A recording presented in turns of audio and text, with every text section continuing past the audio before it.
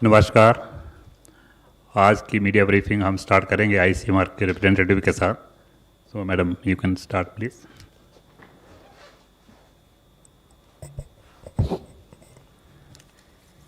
Good afternoon. और ICMR ने पिछले 2 महीने में बहुत ज़्यादा फोकस किया है टेस्टिंग कैपेसिटी को इंक्रीज़ करने के लिए पूरे भारत में। और अगर आप देखेंगे तो अब हमारी जो टेस्टिंग फैसिलिटीज़ हैं वो हर स्टेट और हर यूनियन टेरिटरी में मौजूद हैं। आज कल की तारीख में हमारी 681 लैब्स अप्रूव थी, फंक्शनल थी, जिसमें से गवर्नमेंट सेक्टर में 476 लैब्स काम कर रही हैं, प्राइवेट सेक्टर में 205 लैब्स काम कर रही हैं। और हमारी जो टेस्टिंग एंड ऑफ मार्च में जो हमारी 20 to 25,000 सैम्पल्स पर डे थी, आज हम लोग का जो टेस्टिंग नंबर है वो 1,20,000 on an average we are testing every day. और टेस्टिंग कैपेसिटी को रैंप अप करने के लिए हम लोगों ने इंडिजिनस प्लेटफॉर्म्स पे भी काफ़ी ध्यान दिया है। ट्रूनेट का जो प्लेटफॉर्म है जो टीबी टेस्टिंग के लिए डिस्ट्रिक्ट लेवल लैब्स में भी यूज़ होता है, प्राइमरी हेल्थ सेंटर्स में भी यूज़ होता है, हम लोगों ने उसके स्क्रीनिंग टेस्ट को पहले वैलिडेट किया और उसको शुरू किया, और उसके बाद अब हमने उसके कन्फर्मेटरी टेस्ट को भी वैलिडेट किया है। तो ट्रूनेट अपने आप में एक कन्फर्मेटरी प्लेटफॉर्म है आज की तारीख में कोविड टेस्टिंग के लिए। एंड सिंस इसकी अवेलेबिलिटी बहुत ज़्यादा है और डिस्ट्रिक्ट और प्राइमरी हेल्थ सेंटर लेवल पे भी है, इसलिए टेस्टिंग की जो आउटरीच है वो बढ़ गई है। और इस प्लेटफॉर्म का ये भी एडवांटेज है कि इसमें जो स्पेशलाइज्ड बायोसेफ्टी रिक्वायरमेंट्स हैं वो भी नहीं है, क्योंकि उसका बफर ऐसा होता है कि उसमें वायरस मर जाता है, तो उसकी हैंडलिंग कंसर्न्स बहुत कम हैं। फिर जीन एक्सपर्ट प्लेटफॉर्म को भी हम लोगों ने यूटिलाइज़ करना शुरू कर दिया है, बिकॉज़ इसकी भी अवेलेबिलिटी डिस्ट्रिक्ट लेवल पे है और इससे भी टेस्टिंग की आउटरीच बढ़ती है। और ट्रूनेट की बहुत सारी नई मशीन्स ऑर्डर हुई हैं। हम लोगों ने अभी काफ़ी सारे indigenous RNA extraction kit manufacturers, VTM manufacturers, सबकी बहुत हैंड होल्डिंग करी है बहुत सारी मिनिस्ट्रीज़ और डिपार्टमेंट्स की हेल्प से। और आज की तारीख में हमारे जो इंडियन टेस्टिंग किट्स हैं, इंडियन आरएनए एक्सट्रैक्शन किट्स हैं, वो काफ़ी अवेलेबल हैं। 11 से 12 इंडियन वेंडर्स हैं जिनकी आरटीपीसीआर किट्स हम आज यूज़ कर रहे हैं। आरएनए एक्सट्रैक्शन किट्स का भी फिगर बढ़ता चला जा रहा है, इंडिजिनस मैन्युफैक्चरर्स बना रहे हैं। तो हमने जो शुरू में ग्लोबल क्राइसिस का फेज़ हम लोगों ने फेस किया था, जब कोई भी टेस्टिंग किट्स हमें नहीं मिल रही थी आसानी से, आज we are in a much more comfortable stage because of बहुत सारे इंडिजिनस मैन्युफैक्चरर्स सामने आए हैं, हैंड होल्ड करा है उनको, और अब हमारी सिचुएशन बहुत ईज आउट हो गई है इन टर्म्स ऑफ टेस्टिंग। धन्यवाद। अब मैं रिक्वेस्ट करता हूँ हेल्थ मिनिस्ट्री रिप्रेजेंटेटिव से, प्लीज़। मैं आप लोगों की दृष्टि में लाना चाहूँगा कि देश का रिकवरी रेट कंटिन्यूसली इम्प्रूव कर रहा है। कल की तारीख में भी देखें तो 3,708 people they have got recovered, और उसके साथ ही देखें कि टोटल हमारा रिकवरी नंबर जो है वो बढ़कर 95,527 पेशेंट्स हो चुका है। और इस रिकवरी रेट में स्टडी इम्प्रूवमेंट हो रहा है। जैसे कि इस ग्राफ में हम आपको दिखा रहे हैं कि 15 अप्रैल में अगर देश का रिकवरी रेट करीब 11.42% था, 3 मई तक बढ़कर वह 26.59% हुआ। 18 मई को वही बढ़कर 38.29%, और आज बढ़ते बढ़ते वह बढ़कर 48.07% हो चुका है। इस विषय में मैं एक और मुख्य विषय आप लोगों की दृष्टि में लाना चाहूँगा। कई बार हम लोग कंपैरिजन करते हुए एक बार ये बात करते हैं कि आज देश में नंबर ऑफ़ केसेस बढ़ गए हैं, हमारा देश 7वें नंबर पर है। यहाँ यह सोचना, यह एनालाइज करना बहुत ज़रूरी है कि यह एनालिसिस एक डाउटफुल, एक रॉन्ग कंपैरिजन प्रस्तुत करता है। जब भी हमें कंपैरिजन करना चाहिए, वह कंपैरिजन प्राइमरली हमारे देश की आबादी की तुलना में होना चाहिए।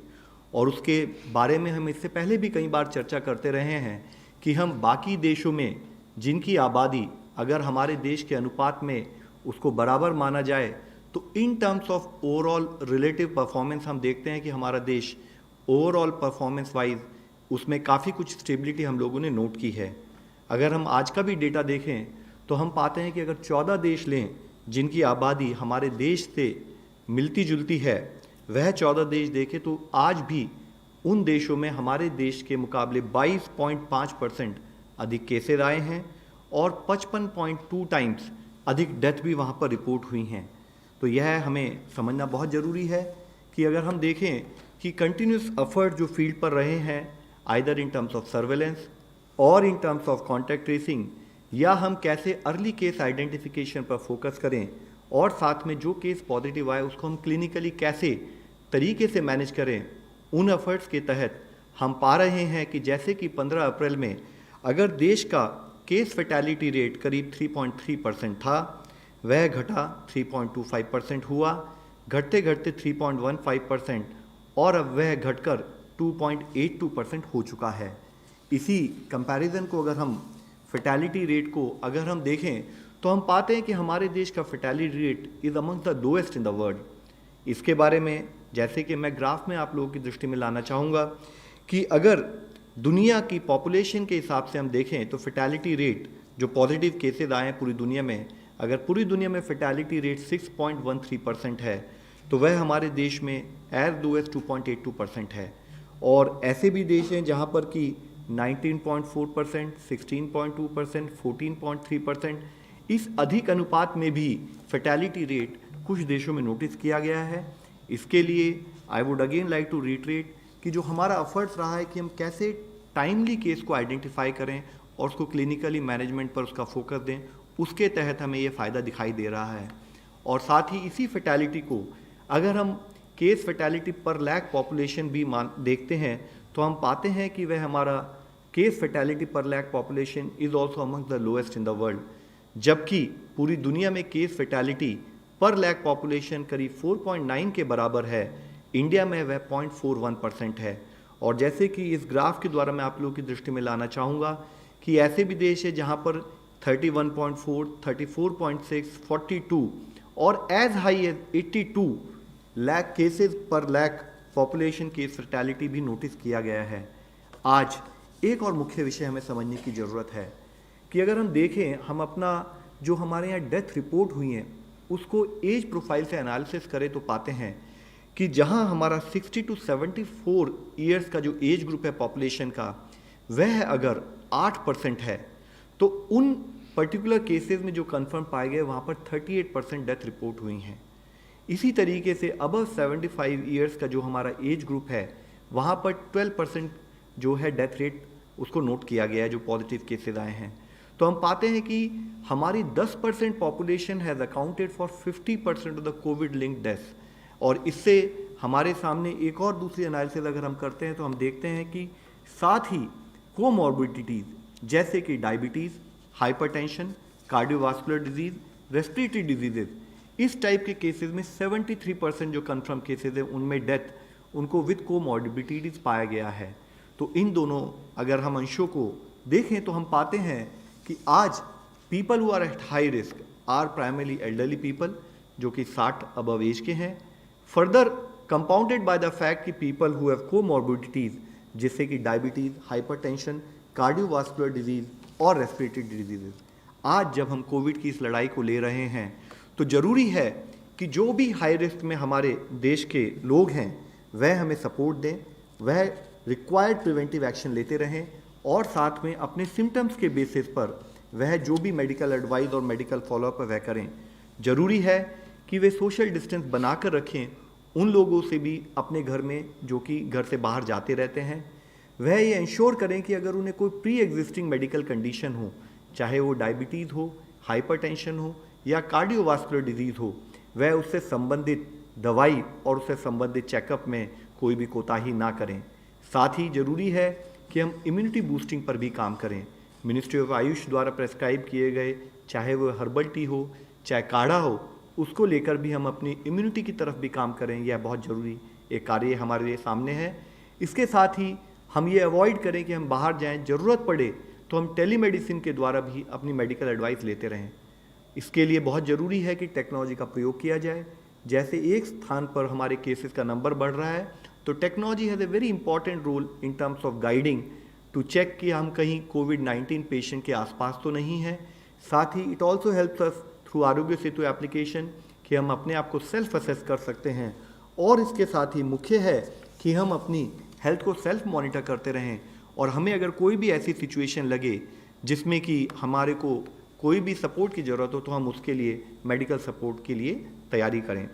ज़रूरी है कि जब आज अपने आप को बचाने के लिए हम अपने एल्डरली पॉपुलेशन, कोमॉर्बिड पॉपुलेशन को उनसे रिक्वेस्ट करते हैं कि वह अधिकतम घर पर रहें, तो ज़रूरी है कि घर पर रहकर वो कैसे प्रोडक्टिव रहें, उस समय को कैसे यूटिलाइज़ करें। तो फिट रहने के लिए उनको हम रिक्वेस्ट करेंगे कि वह योगा का इस्तेमाल करें, इंटेलेक्चुअल स्टिमुलेशन के लिए किताबें पढ़ें।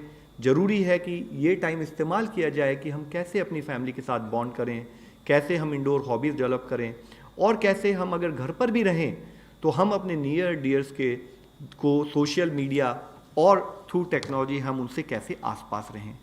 आज ज़रूरी है कि जब एक स्थाई पर जो हमारी हाई रिस्क पॉपुलेशन है, तो दूसरे स्थाई पर जो घर के मेंबर्स बाहर जाते हैं वह भी किसी न किसी तरह से रिस्क का पात्र हैं। उनसे भी हमारी रिक्वेस्ट रहेगी कि वह ज़रूरी हर तरह से हैंड हाइजीन, रेस्पिरेटरी हाइजीन उस पर ध्यान रखें, अपने हाथों को साबुन से समय समय पर साफ़ करते रहें, अल्कोहल बेस्ड हैंड सैनिटाइज़र का इस्तेमाल करें। ज़रूरत हो तो कोई भी ऐसा कोई अगर ज़रूरत हो तो उनको एक तो अवॉइड करें कि कैसे अपने फेस को रेगुलरली वो टच करने का जो एक हमारा एक रूटीन हैबिट होती है उसको कैसे चेंज करें। साथ ही हम जिन लोगों को भी सिम्टम्स हैं उनसे थोड़ा कांटेक्ट को अवॉइड करें, और अपने घर के जो एल्डरली हैं उनको हम सपोर्ट प्रोवाइड करें।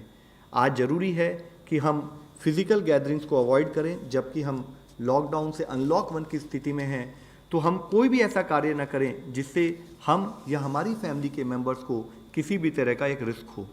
साथ ही हमारे जो हाई रिस्क पॉपुलेशन है, अगर उन्हें कोई भी सिम्टम डेवलप होता है, चाहे वह फीवर हो, चाहे वह कफ हो या ब्रीदिंग डिफ़िकल्टी हो, तो एक रिक्वेस्ट हम करना चाहेंगे कि ज़रूरी है कि हम अवेयर रहें, और अवेयरनेस का एक पार्ट है कि बिना पैनिक हुए किसी भी तरीके से समझें कि आज भी हम अपने केसेस देखें तो because of the effective clinical management focus हमारे यहाँ पर जो एल्डरली पॉपुलेशन है वो लोग भी काफ़ी अच्छी तादाद में हमारे यहाँ रिकवर हो रहे हैं।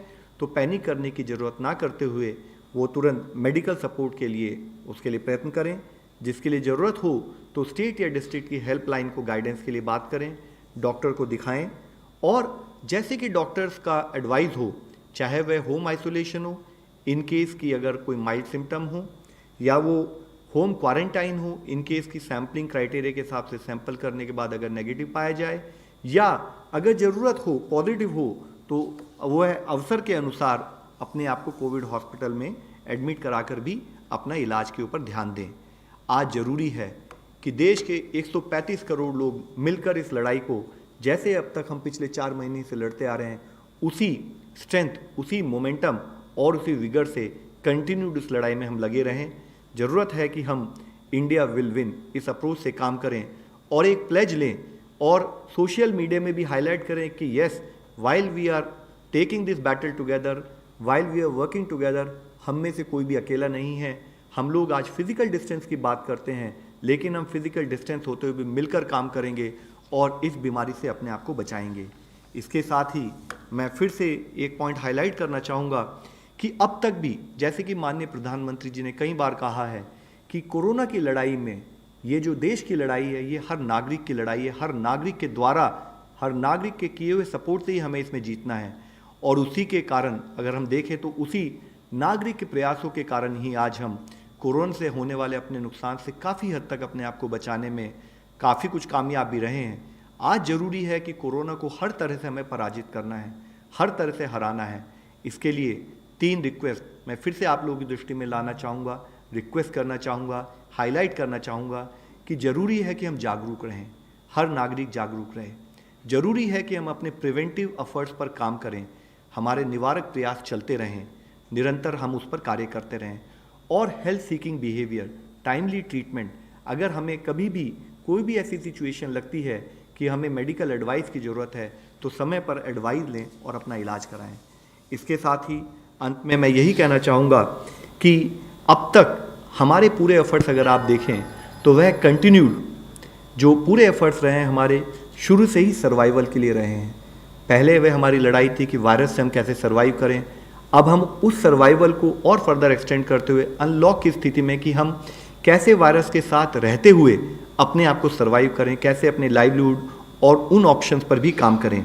तो इसके लिए जो हमारा लॉकडाउन का पीरियड है, जिसको हमने हर तरह से पॉजिटिव इस्तेमाल किया है, चाहे वह हमारा हेल्थ इंफ्रास्ट्रक्चर का बढ़ाना हो, हमारे हेल्थ केयर वर्कर्स का ओरिएंटेशन करना हो, और साथ ही हमारे इस ओरिएंटेशन के द्वारा कम्युनिटी को ओरिएंट करना हो, कम्युनिटी के सपोर्ट से हमें कैसे आगे बढ़ना हो और किस तरह से हमने सर्विलेंस पर काम किया है, उसी एफर्ट्स को हम करते रहें।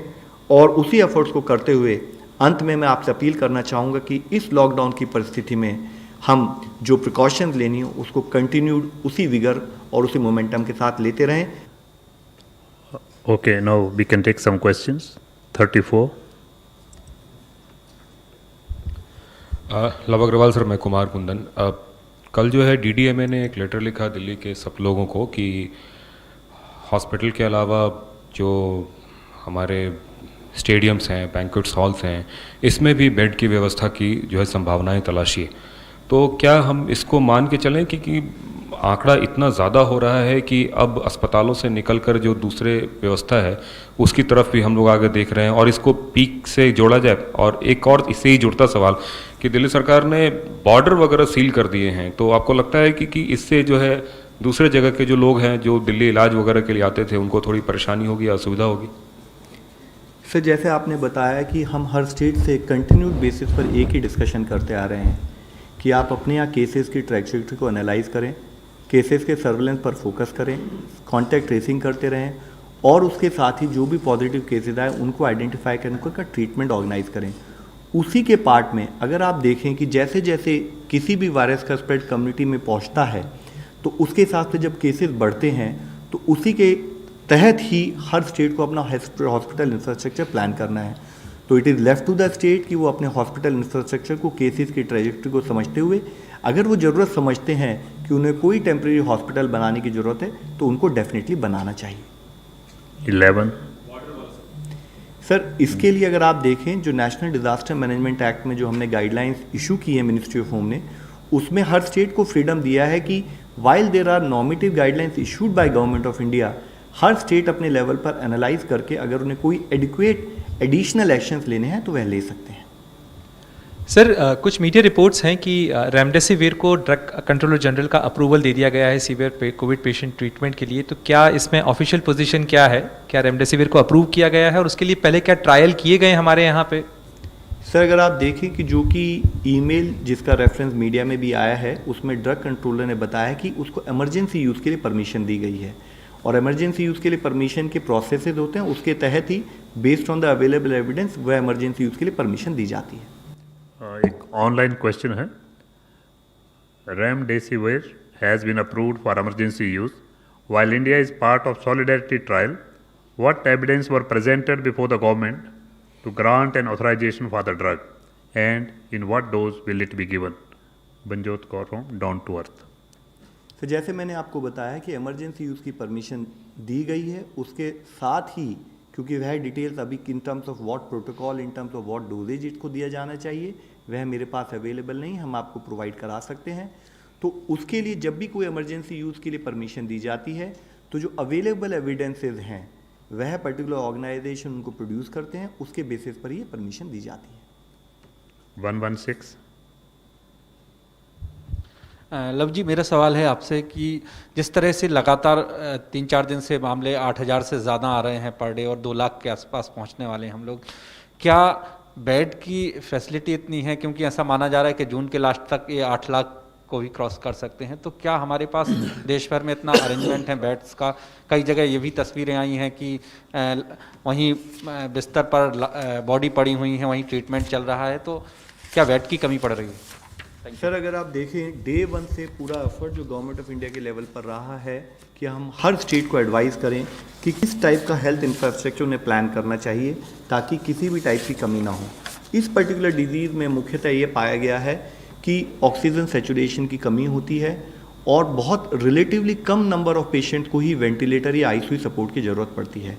तो उसी के साथ ही हम लोगों ने स्टेट्स को एडवाइस किया है कि आप ऑक्सीजन सपोर्टेड बेड्स पर फोकस करें, ऑक्सीजन सेचुरेशन एनालिसिस पर फोकस करें और टाइमली आइडेंटिफिकेशन करते हुए पेशेंट का ट्रीटमेंट ऑर्गेनाइज करें।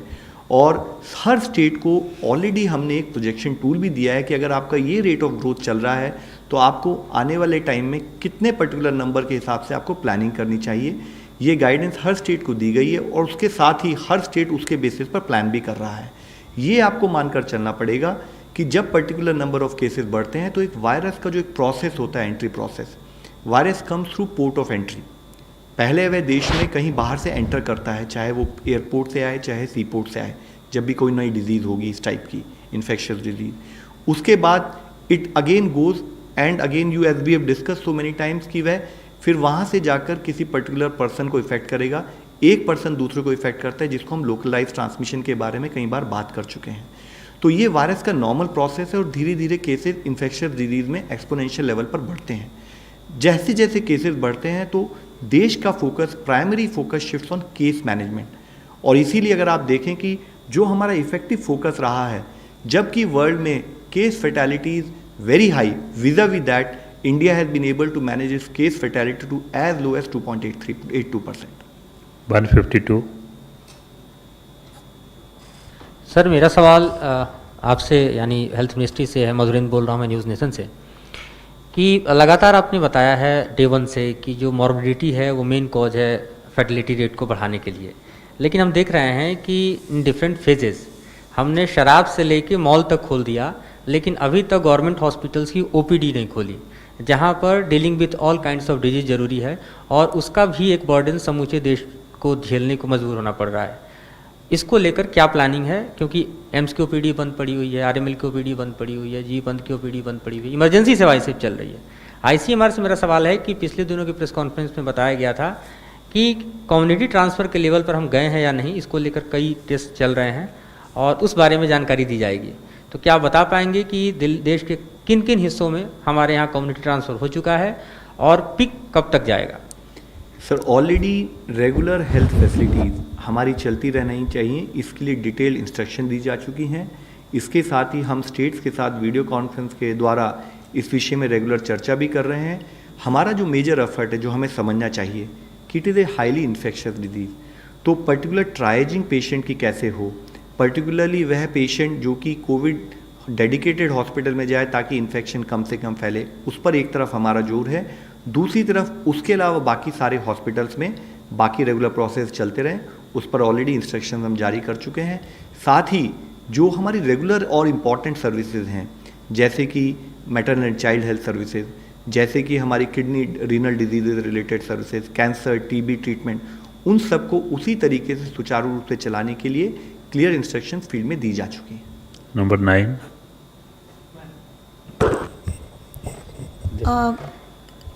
एक चीज़ होती है ना कि अब ये इन्फेक्शियस डिजीज़ है, what is the extent of spread of this disease.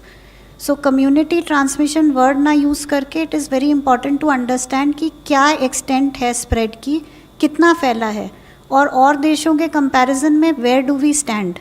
तो उसके लिए आईसीएमआर एक सीरो सर्वे कर रहा है जिसमें ऑलमोस्ट 34,000 इंडिविजुअल्स टेस्ट हो रहे हैं और वो स्टडी अभी चल रही है। By the end of this week और अर्ली नेक्स्ट वीक वो फाइनल रिजल्ट्स पब्लिक डोमेन में आ जाएंगे।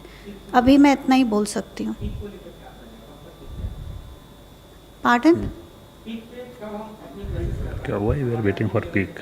अभी हम कोई पीक से हम बहुत दूर हैं। हमारा जो प्रिवेंटिव मेजर्स रहे हैं इस डिज़ीज़ को कर्टेल करने के लिए वो बहुत ज़्यादा इफ़ेक्टिव हैं और कंट्रीज़ के कंपैरिजन में हम अब भी बहुत बेटर पोजीशनड हैं। आपको भी डेटा दिख जाएगा एक हफ्ते के अंदर। Yes ma'am.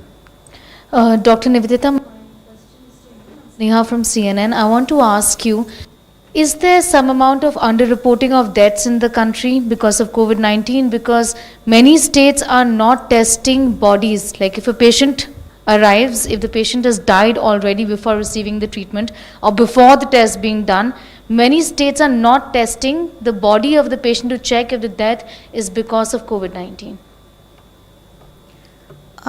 It's a difficult question, but the thing is, none of us thinks that there is gross underreporting of deaths. if you look at the figures, India has been very good in terms of reduction in the mortality. If you compare with other nations, we have been good in that aspect. As far as आप बात कर रहे हो कि dead bodies की testing नहीं होती है, there is always a term which is known as causality assessment, कि कोई भी पेशेंट आता है हॉस्पिटल में और उसकी डेथ होती है तो every death cannot be attributed to covid. So there are lot of factors which are there responsible for death. The patient may be COVID positive or negative, but death के factors और भी हो सकते हैं. तो it is not fair to attribute every death to COVID. So what I understand, and I know also many of the states are doing a causality assessment and attributing the cause of death to COVID or non-COVID related causes. Ma'am, let me reassure you. Once again, there is no underreporting. The reason is it is important for us to identify if there is a death because of COVID. We need to understand, because we need to tackle that dead body with a different protocol. So it is equally important for us. The point which Dr. Nivedita ji have mentioned, it is at times that you have to do a causality analysis to understand whether it could be related with COVID or not related with COVID. So that accordingly, based on that, different protocols can be followed. And it is very important for us to understand and get to know all the deaths so that we can take care of them. Second issue, I would like to highlight what Dr. Paul has highlighted here, that in terms of the number of deaths getting reported in the country, also even in different mortuaries, etc., there is no abnormal increase in number, it has rather even gone down. So let us feel reassured that country is in safe hands and continued efforts are done in the direction in terms of management of COVID per se. 17.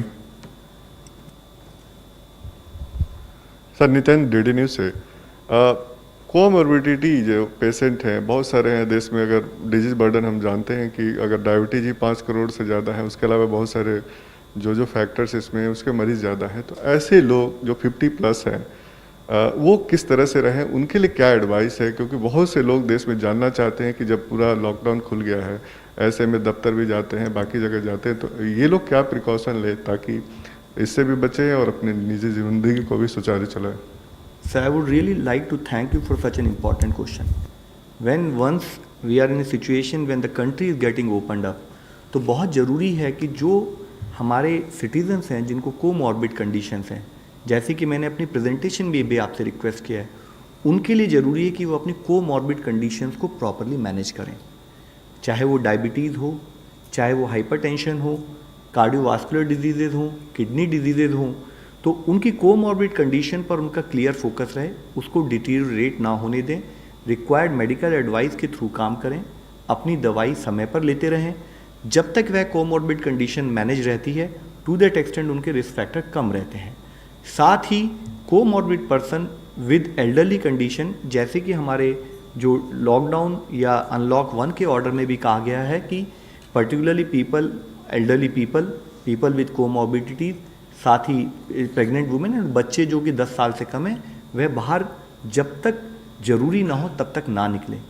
We are dealing with an infectious disease, they are highly vulnerable, so it is important कि वो लोग required precautions लें. जो हमारे dos and don'ts हैं in terms of respiratory hygiene, hand hygiene, cleaning of surfaces which are frequently touched, उनका वह ध्यान रखें और क्लोज कॉन्टैक्ट्स में जनरली लोगों से बचें. 114. सर निशांत ANI से. सर जो इंस्ट्रक्शंस हैं मिनिस्ट्री ऑफ हेल्थ के कि सोशल डिस्टेंसिंग, मास्क जैसा आप हमेशा बताते रहते हैं, लेकिन जैसे जैसे लॉकडाउन खुला है, अब अनलॉक 1 पे हम पहुंचे हैं, बहुत सारी चीज़ें खुल गई हैं, पब्लिक ट्रांसपोर्ट है, जहां पर कि जो सोशल डिस्टेंसिंग है उसको लेकर के सवाल उठाए जा रहे हैं. ये भी कहा जा रहा है कि राज्यों के बीच में और राज्य और केंद्र के बीच में कम्युनिकेशन गैप है. कुछ राज्यों ने ये भी कहा है कि हमारे पास डेडिकेटेड कोविड बेड्स जो हैं वो कम है, अस्पताल कम है. इस बारे में सर आप थोड़ी जानकारी दें. सर, राज्यों के बीच में और यूनियन गवर्नमेंट के बीच में काइंडली कोई भी गैप नहीं है. आप इस टाइप के क्वेश्चन क्रिएट करके वो गैप काइंडली क्रिएट ना करें. आप पिछले 4 महीने के एफर्ट देखें, इस देश में यूनिसन में नॉट ओनली यूनियन गवर्नमेंट, राज्य और हर सिटीज़न ने मिलकर इस लड़ाई को साथ दिया है, और उसी के कारणवश आप इस स्टेज में आज रिलेटिवली बेटर मैनेजमेंट की पोजीशन में हैं. ज़रूरी ये है कि जब हम आज अनलॉक 1 की सिचुएशन में हैं और उस विषय में जब हम काम कर रहे हैं, तो ये प्रिकॉशन अनलॉक की स्थिति में हम कैसे इसको अपनी लाइफ में लाएं, उस पर हम फोकस करें, चाहे वह हमारे ट्रैवल से रिलेटेड हो, चाहे हमारे ऑफिस की फंक्शनिंग से रिलेटेड हो, कैसे हम कोविड अप्रोप्रिएट बिहेवियर पर काम करें, ये हमारे लिए बहुत बड़ा चैलेंज है। आज जैसे कि इससे पहले भी एक बार डिस्कशन हुआ था कि we have to think in terms of a new normal, how do we live with the virus in terms of taking adequate precautions कि हम अपने आप को इस वायरस से बचा सकें। उसके लिए डूज एंड डोंट्स हर नागरिक को पालन करने की ज़रूरत है, तभी हम इस लड़ाई को जीत पाएंगे। 81.